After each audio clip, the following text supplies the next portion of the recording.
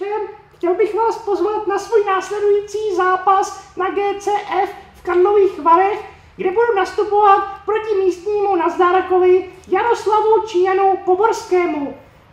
Bude se to odehrávat. Ahoj, já jsem Patrik Kincel, jsem tady novým moderátorem v Good Luck Gymu a rozhodně pro vás neuvádím žádný Fight Club News a podobné hovadiny. Čau Jardo. Ahoj Patriku. Hele, vím, že se ti to bude zdát jako trošku šílená fráze, ale představ si, že třeba někde v Amazonii se zrovna teďkon nahackovali místní domorodci na internet, našli si tvoje videa a nevědí, kdo seš. Můžeš se jim představit?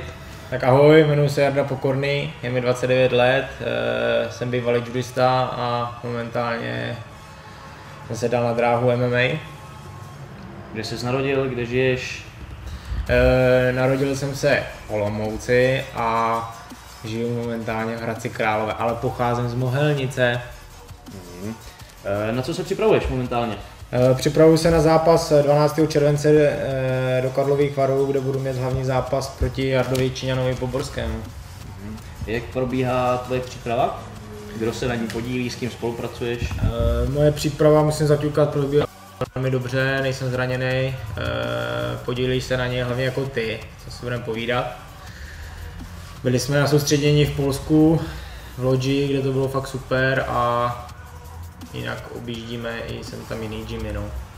S čím jdeš do Karlových Varů? Do Karlových Varů jedu 100% vyhrát, tam si jedu pro skalp a tam není o čem jiným povídat.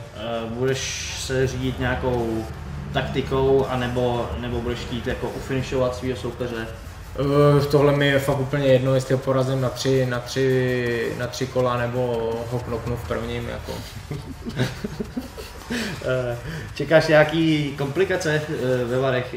Tvoje váha, jestli se nějaký zranění, soupeřová, jeho zranění, cokoliv? Jo, no jako komplikace, já jsem s váhou už asi jako naprosto v pohodě, takže si jdu za svou váhu úplně na to, nejsem zraněný. Trošku tam komplikace asi budou i z Jardové strany, že si myslím, že nenavážíš, že jsi malej a tlustej. Dobrý. Hele, řekni něco řekni něco klukům, který začínají s MMA a chtějí zápasit. Co bys jim vzkázal? Ať to nedělají.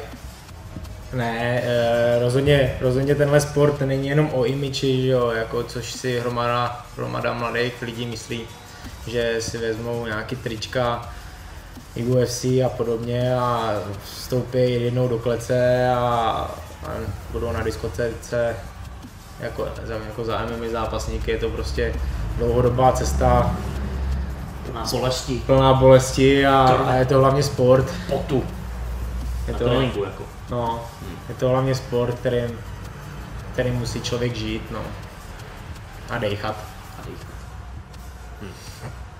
Tak to je asi všechno. Ještě ty sponzory. Jardo, výborně, nechávám ti tvých pár vteřin slávy.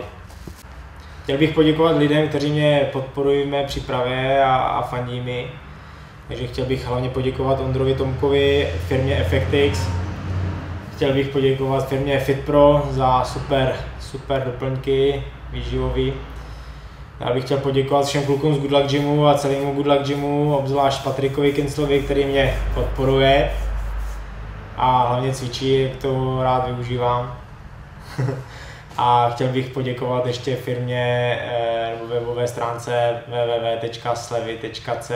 Takže děkuju a doufám, že se uvidíme zdraví a vítězně ve Varech.